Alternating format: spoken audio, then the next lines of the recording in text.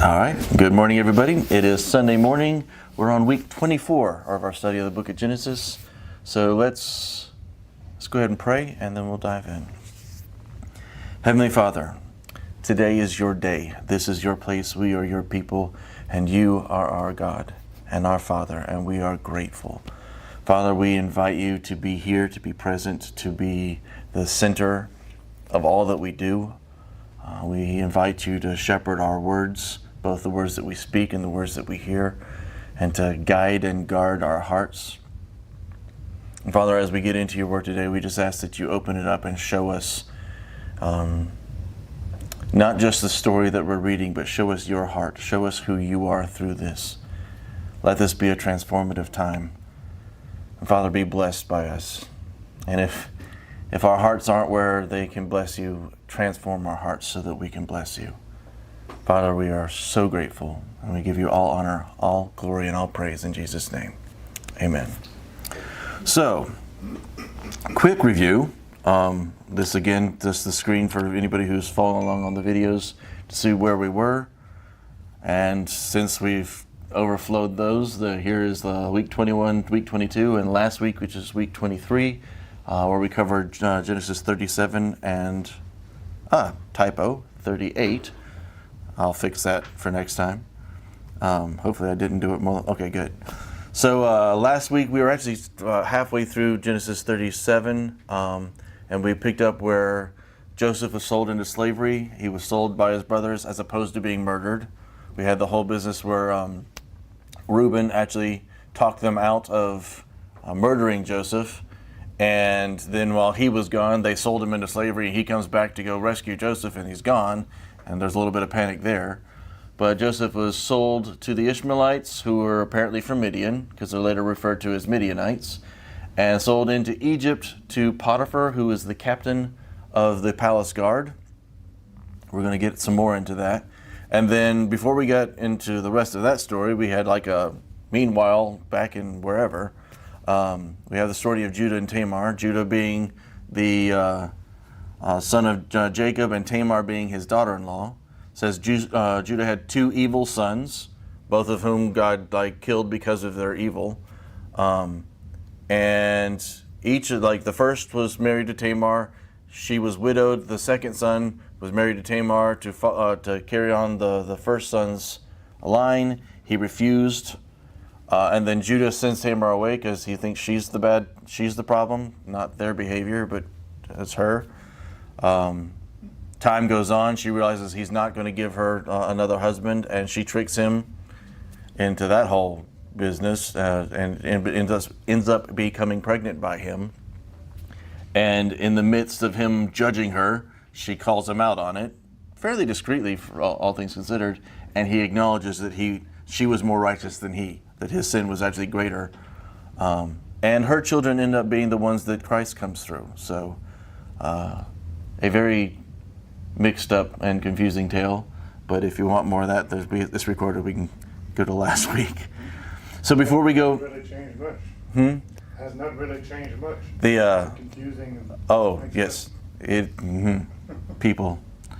God said it's not good for man to live alone, or for a man to be alone, but seems like the more we got around us, the more mixed up and crazy. What it is that we were always intended to have more people to be with, but it was always supposed to be with God. That was once God got removed from that equation, everything got mixed up and messed up. So as we're reading again, where is the God of love in this passage? Just be looking for evidence of God's love and clues as to his heart as we read how he deals with his people and who he chooses as his people.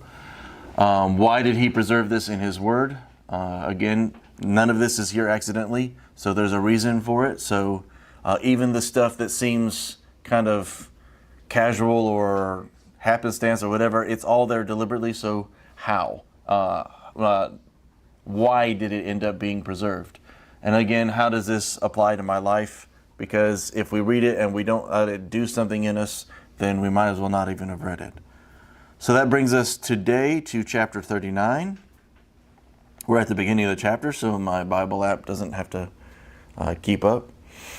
So again, we're back to Joseph. Joseph has been sold into slavery. He is in Egypt. He's in the house of Potiphar. Let's just read through and see where this takes us.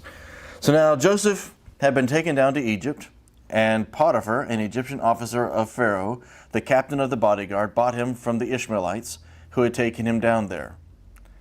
Okay, just pause right there, just to emphasize. Potiphar was an official. He was an officer of Pharaoh's court, and he's captain of the bodyguard. But the bodyguard there, that word is guard. It's also cook. It's also executioner. I mean, basically, he is in charge of palace security.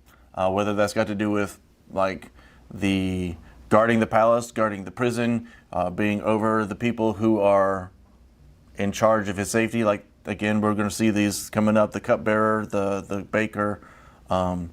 It's a role of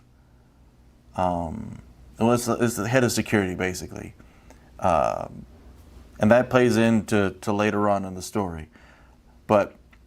And the Lord was with Joseph, so he became a successful man, which is remarkable since he's basically 17 and been sold into slavery into a household of one of the most powerful officials in the land. It's quite interesting. And also to be successful as a slave. Yes, as a young slave, and a foreigner, but and he was in the house of his master, the Egyptian. This is also another thing that's interesting because, you get a young man, he's his servant, whatever, and you'd figured they'd want him for hard labor, but at some point he's distinguished himself enough that he's been taken again out of the field and put in the house. Where was he at home? At home, he was favored. He was in the house rather than working out in the field. So here he is in slavery, and the nature of God's favor on him is coming through again, where once again he has been favored and put into household. So the household is not the heavy labor. Household is a management role.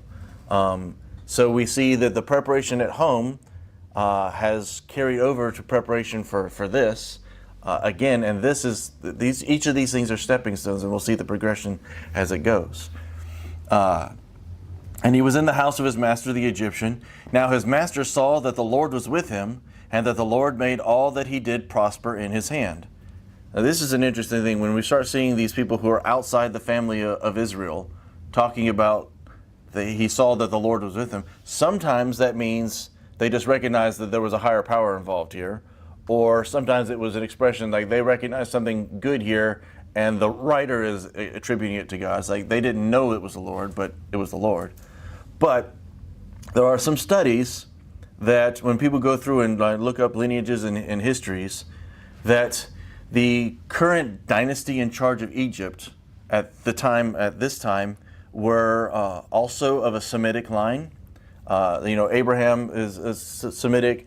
Generally, we think of that as largely as Jewish or Israeli, but the Semitic actually comes from like Semite or Shemite. So descendants of Shem, the sons of Noah. So while they weren't God's chosen people, they were from a line that was considered more righteous. So there are some similarities, both in ethnically and culturally, in these two. So there's a very good possibility that while they may not have been devoted to the worship of God, they at least knew who God was.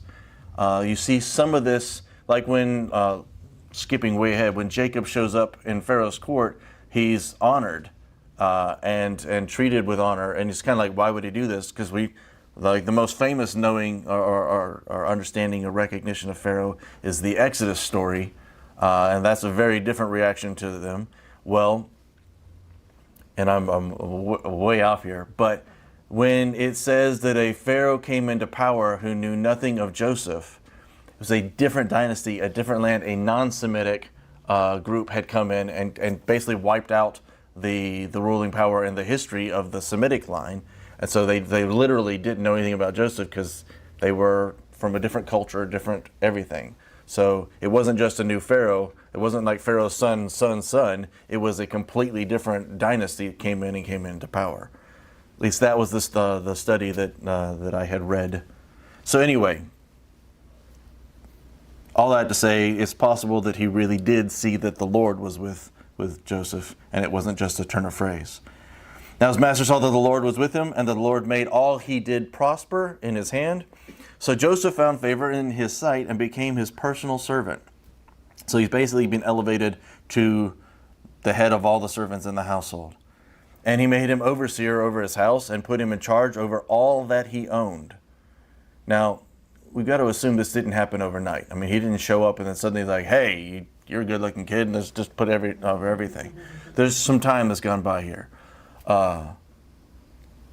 And that's important to understand because there's some development going here in Joseph. He is going from the 17-year-old spoiled kid who bragged about dreams of lordship over his family to now he's a slave, and he's having to earn that favor. But there's still more. He was very adaptable. Yes. Well, he didn't have much choice. It was either that or be completely... You can revolt against your condition and be a pain in the butt. Yes. Or you can humble yourself and let God be who he wants to be in you, and let you be who he wants you to be. And that's the real story of Joseph in this.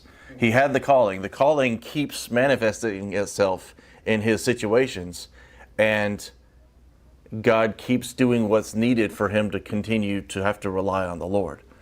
And he didn't curse God because he went from being all cushy to being a slave. Right. Well, we don't know what happened at the beginning, but we know where it ended up. So, but time has gone by here. Time is represented in this because there's a transformation here. And there's also a natural progression to get to this point. When we just look and read through it, and in 2 sentences, he goes from being a slave to being in charge, and we can miss that time has gone by. It came about from that time he made him overseer of his house and over all that he owned. The Lord blessed the Egyptian's house on account of Joseph. So the Lord's blessing was upon all that he owned in the house and in the field. So he left Joseph in charge of everything that he owned. And with him there, he did not concern himself with anything except the food which he ate. Like Joseph had things so under control, not so under control, but everything prospered so well that Potiphar basically, all he had to worry about is what am I going to eat today? Have you ever heard it's hard to find good help? That's always been true.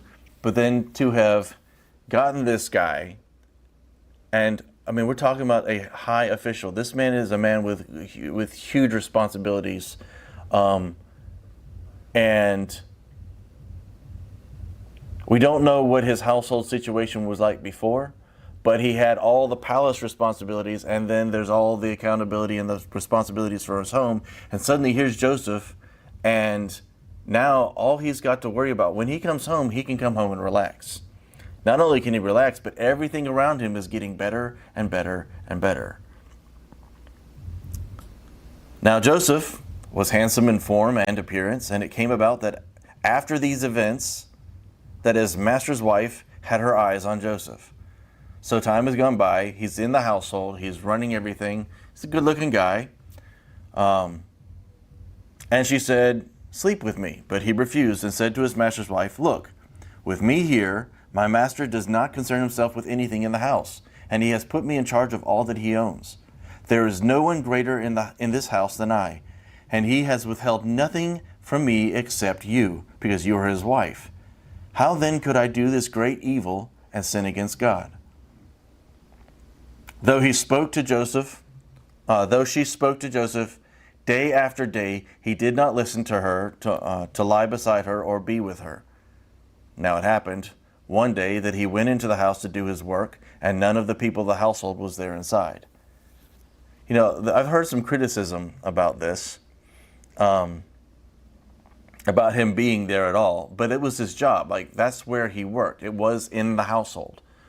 It's not like he was slacking or anything else. And I've heard that too. But I mean, he was a manager. He came into the household. He did his normal thing.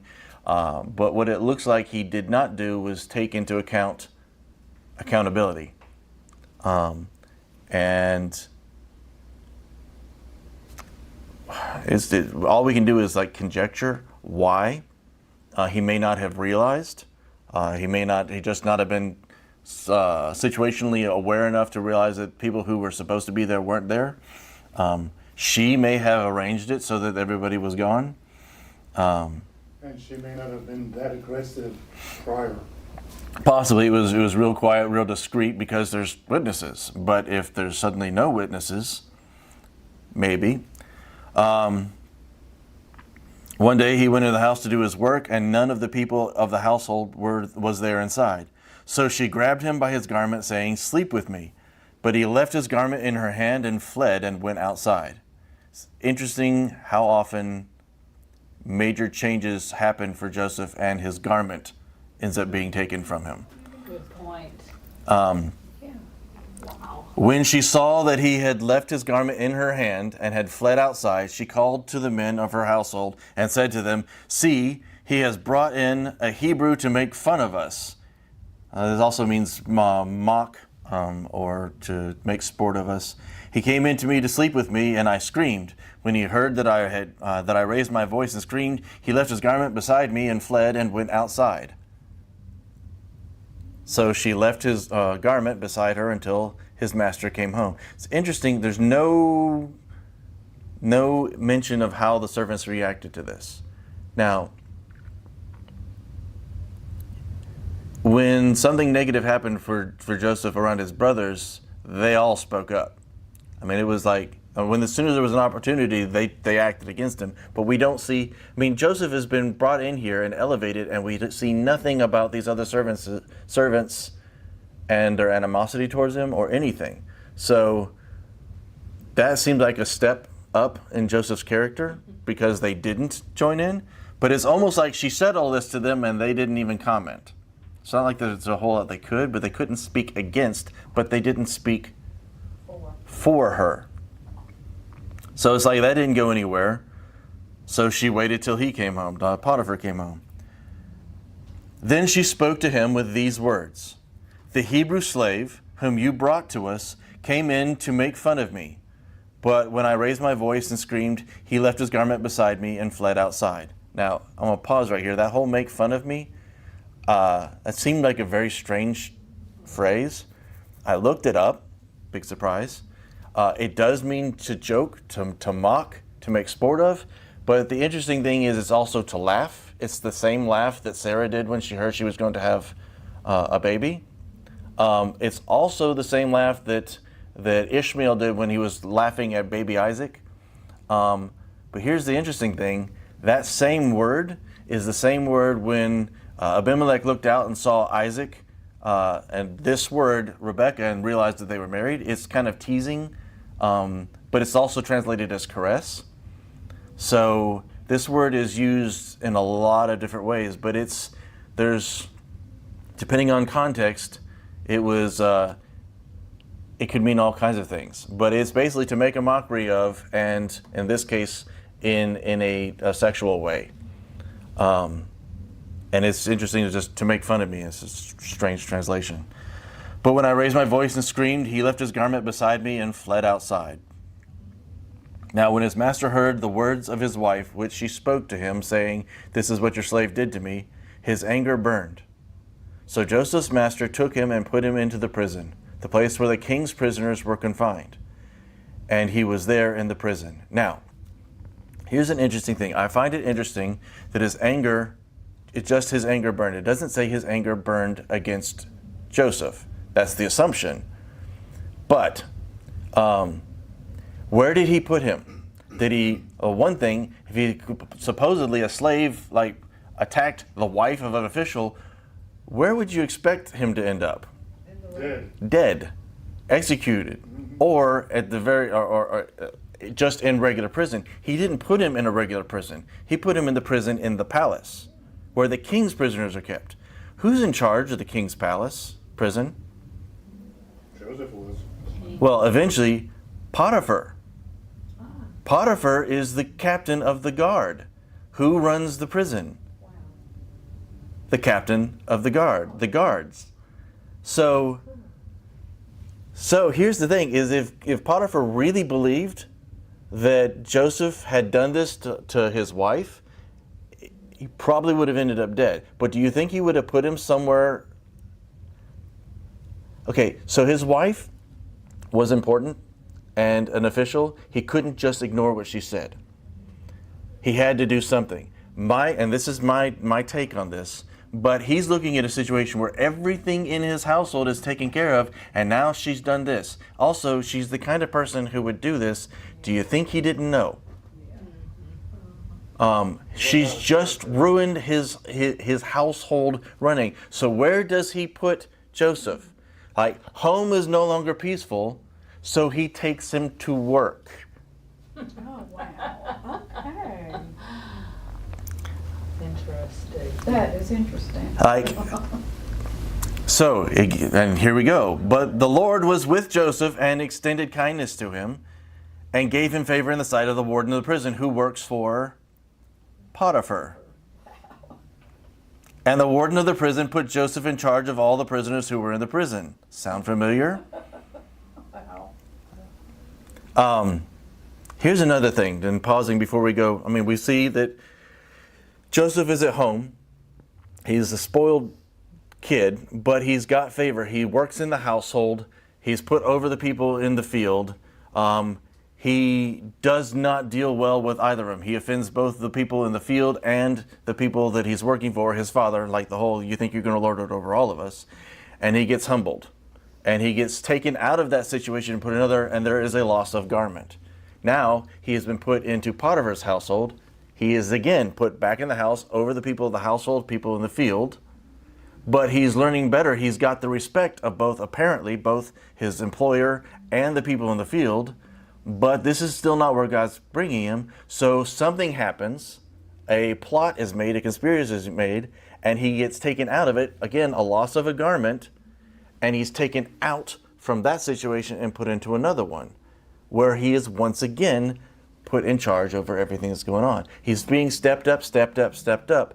And each one of these progressions, there's this loss of the garment and a trading for a new garment, but also there's a new humbling going on.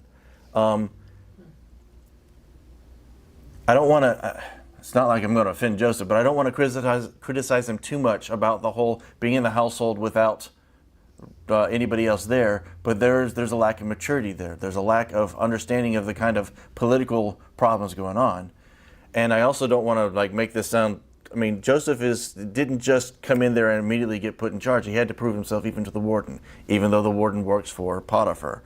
So there's time. There's all this, but also we know that a cloak, that the garment he keeps losing in this process is a symbol of covering. If we look at the progression of the Abrahamic line, Abraham's promise, his covenant with God, came when he left his father's household, his covering. Isaac's taking on of that blessing happened when he stepped out and became the head of the household, stepped out from the covering of his father. Jacob meets God for the first time and gets his relationship established when Jacob steps away from Isaac going towards to Laban. So you keep seeing this stepping up of relationship, responsibility, but part of it is stepping out from one covering and being put under one that's more reliant on God. We see Jacob's relationship increase over and over again as he steps out from under Isaac, meets God, but then there's this learning God. Then he's dealing with Laban, and he's having to trust God on new and newer levels as Laban keeps stepping up the difficulty. And it's over and over again, but we see this in a smaller way, kind of a microcosm for Joseph in his own life. Steps out, he's removed from his father and the garment that's associated, brought to Potiphar. Then he's removed from that and the garment associated and put into a new one. And each time, things are harder and harder. I mean, you get slavery and then you're put into prison. But all of these things are making him, he was completely comfortable and felt safe with his father, and so he was arrogant. Then he was in Potiphar's house, and he's very keen that I'm in charge of everything. He kind of felt secure in that too.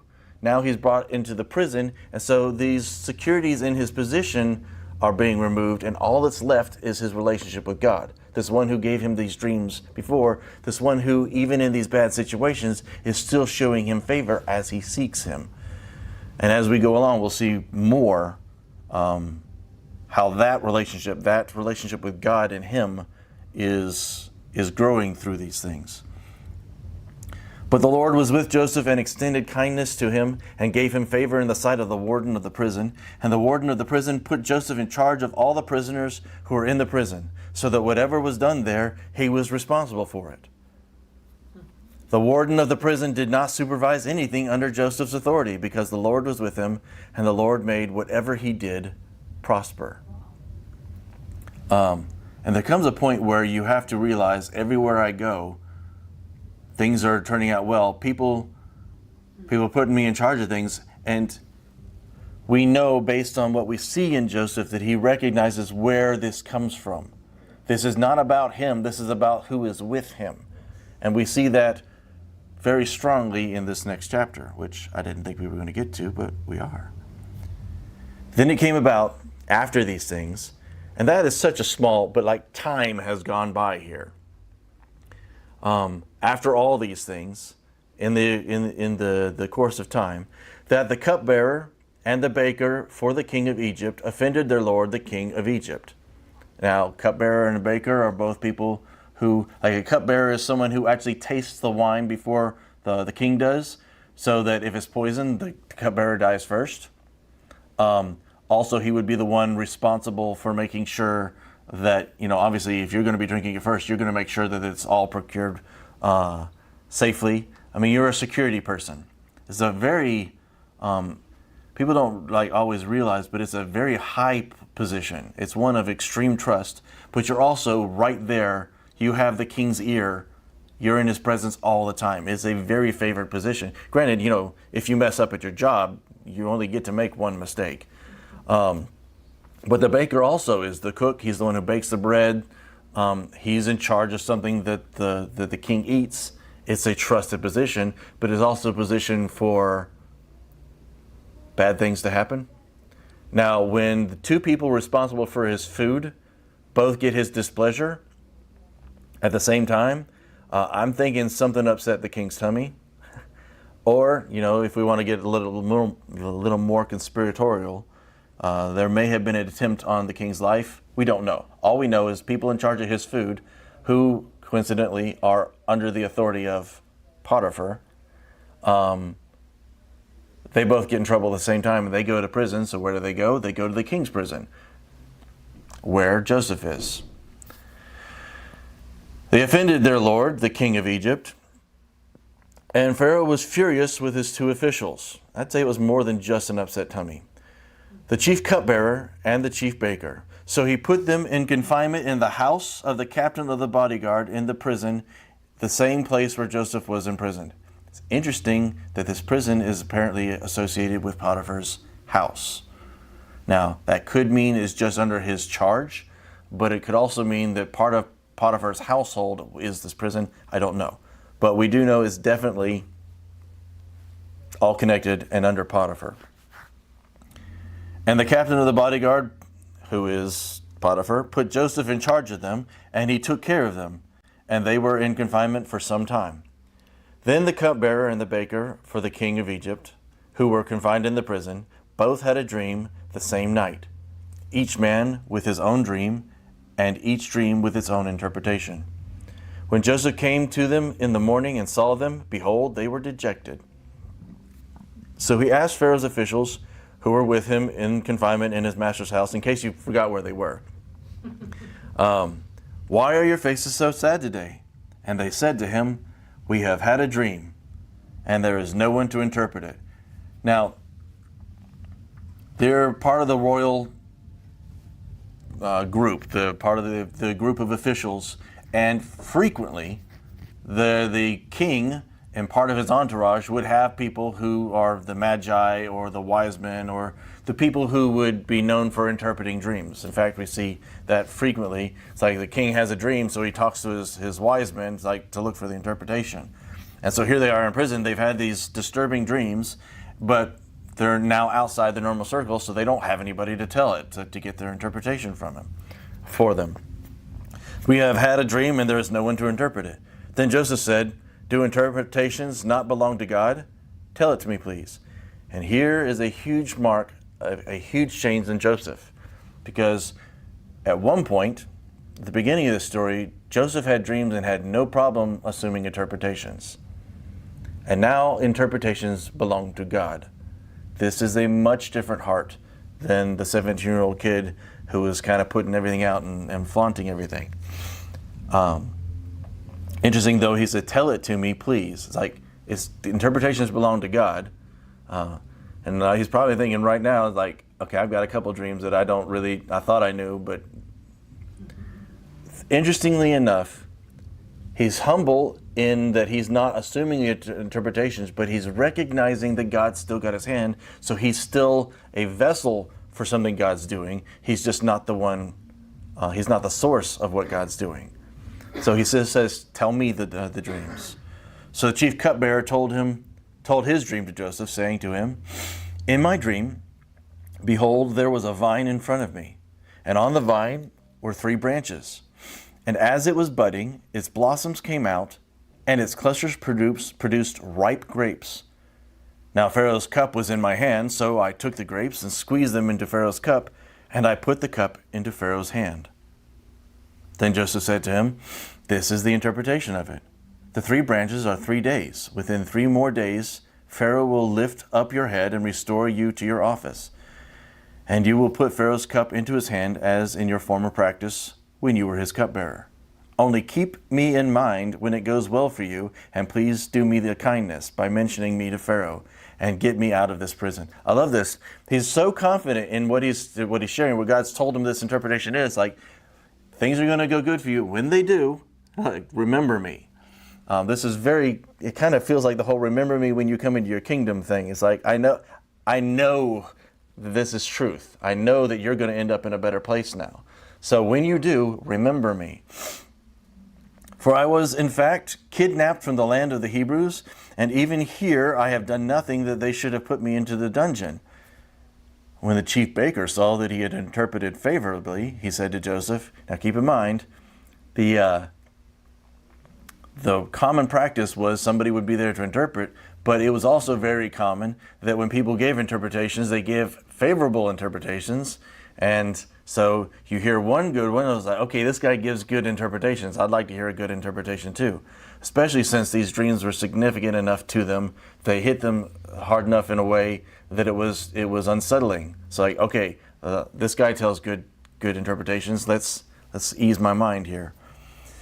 I also saw in my dream, and behold, there were 3 baskets of white bread on my head, and in the top basket there were some of all kinds of baked food for Pharaoh, and the birds were eating them out of the basket on my head. Then Joseph answered and said, this is its interpretation. The 3 baskets are 3 days. So far, so good. Sounds like the other one. Within 3 more days, Pharaoh will lift up your head. Also sounds good. From you, and will hang you on a wooden post. And the birds will eat your flesh off you.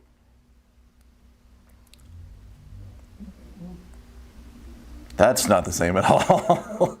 I'll tell you that this phrase that said hang you on a wooden post is translated 2 different ways. It's not hugely significant, but one is like hang like on a gallows. The other is like impaled on a pole. Anyway, like however it's going to be is like you're going to be hung out somewhere and there long enough for the birds to get to you. You're going to be made an example of.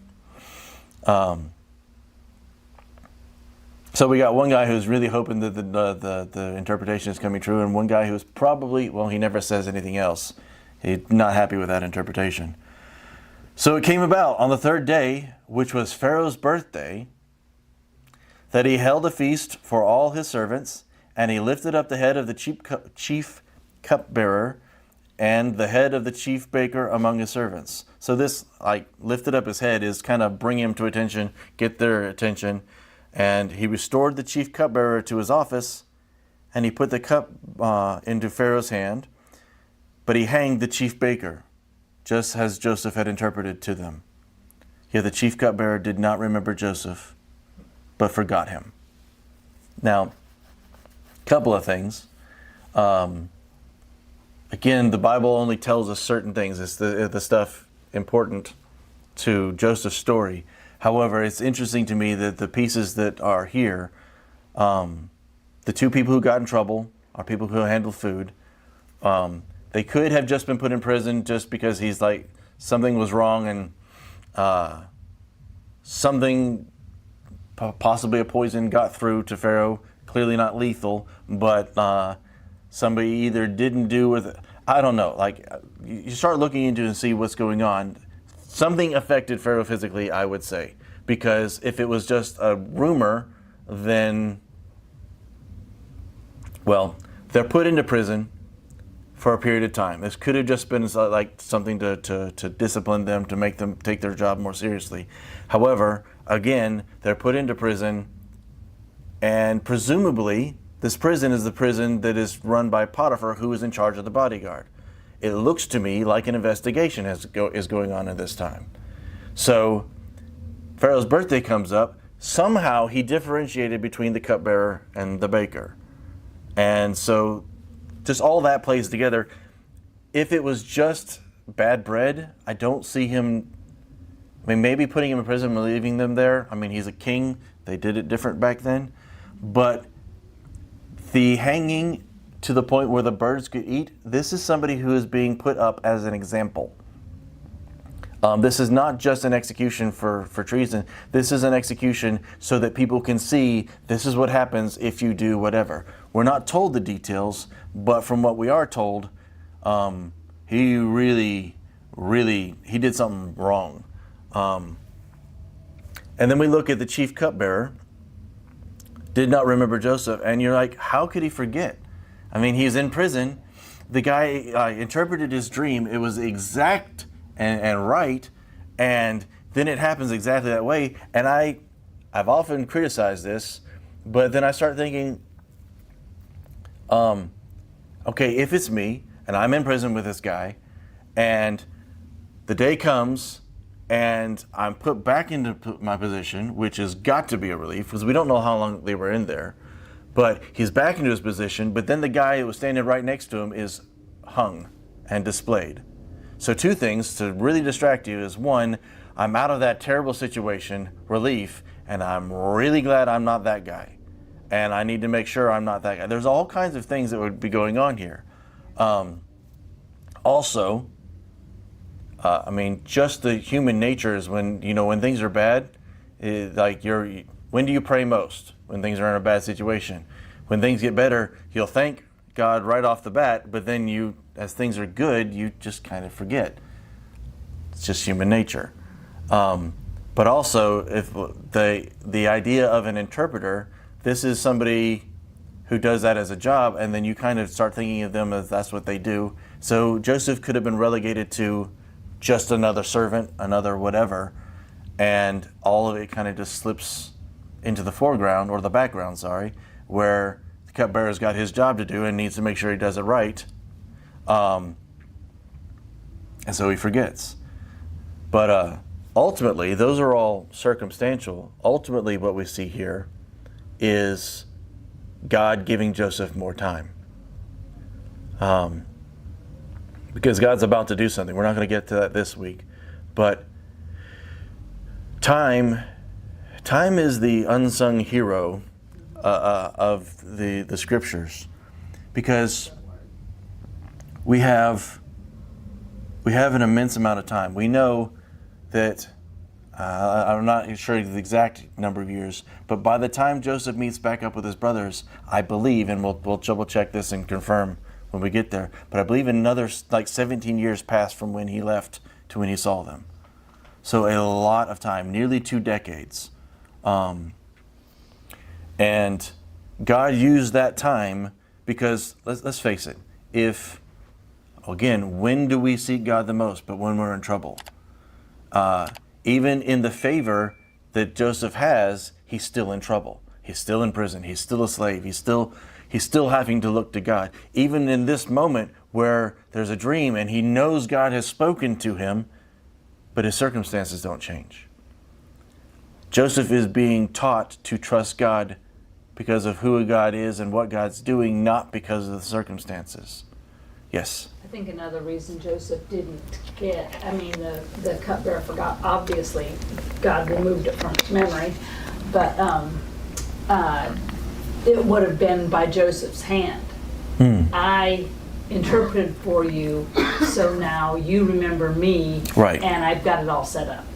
And God's not going to let that happen to No. Joseph at this point or ever, evidently. And that's an interesting phrasing. Like as you said, God's not going to let that happen to Joseph. Right. So this good thing wouldn't have been something that happened for Joseph, but it could potentially have been something negative to Joseph. It would have given him a crutch other than God. Yes. Yeah. And, okay.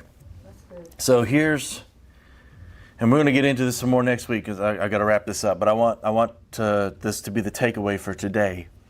Joseph had a call, 100%. There's no denying it. It's there. It's a call that manifested itself everywhere he went, whatever that situation was. But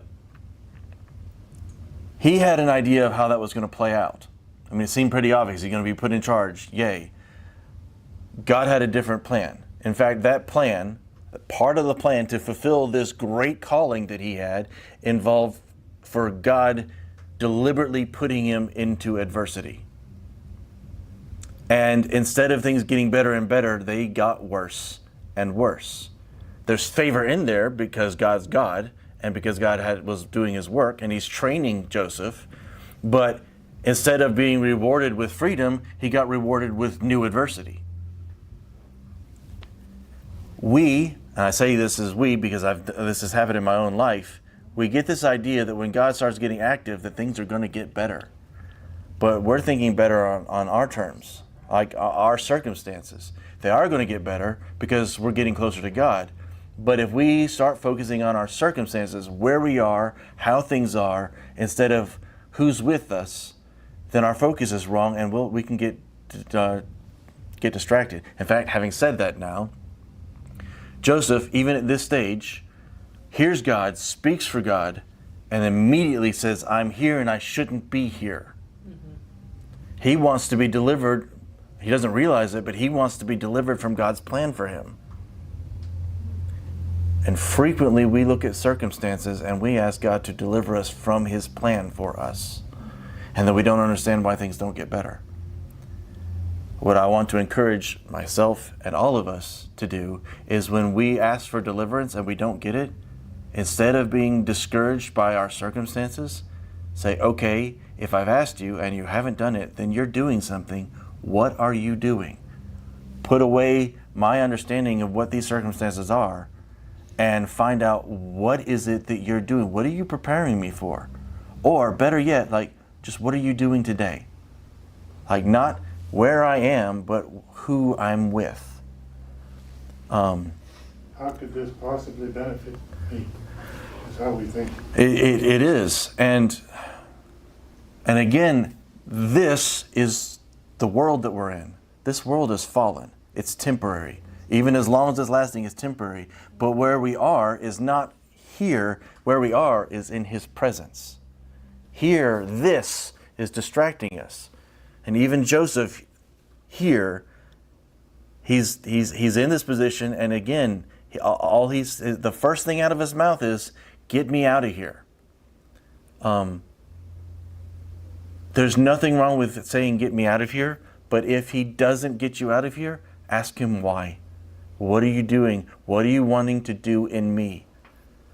And how can I learn it as quickly as possible? But so often I think we miss what God's doing because we think that either we've messed up. Joseph hasn't messed up. God's got a plan. The only way to get where Joseph is called to be is through this. Frequently, we go through hard times and we think we're being punished, but sometimes the reason we go through hard places is because it's the only way to get to the place God's calling us to. I know in my own life, I've talked in the past about a really low place I went through, and I spent probably the first 2 years of that beating myself up trying to figure out what I'd done wrong. And then I went and talked with Gino, because that's what I do when I can't get my head straight. And he's the one that shared that with me. He's like, you're not being punished for doing wrong. It's just the only way to get where you're going is through this hard place. And on this side of it, I can see, there are things that I learned and things that grew in me that could not have happened except going through those things. There are things that I know now that I only know them that way because I doubted then. And because I kept seeking God through those, and He revealed who He is in a way that I can't ignore, I can't discount. Joseph could only get where he was going through this path, but he also had to learn to trust God's path and quit trying to be delivered from it. We need to do the same thing. It's okay to ask God to help us. I've talked about before, like when you pray all these things and your will be done, but make it as easy as it can possibly be. Because sometimes it doesn't have to be that bad. That was one of the things I learned in that low place. But sometimes if you ask Him to make it as easy as possible, you can trust that He is. And so if it's still hard, it's because there's a reason. One thing that comes to me is when you're going through those hard places, there's people watching.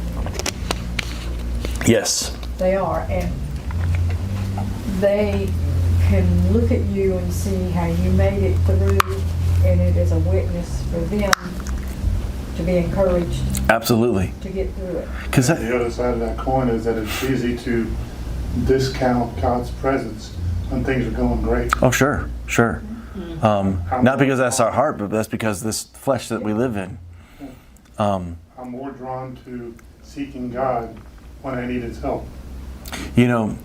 Praising God when things are good is easy, and nobody thinks anything of it. It's like, oh, sure, you give God credit for it. But when you praise God when things are going bad, that's not normal. That's not natural to this world.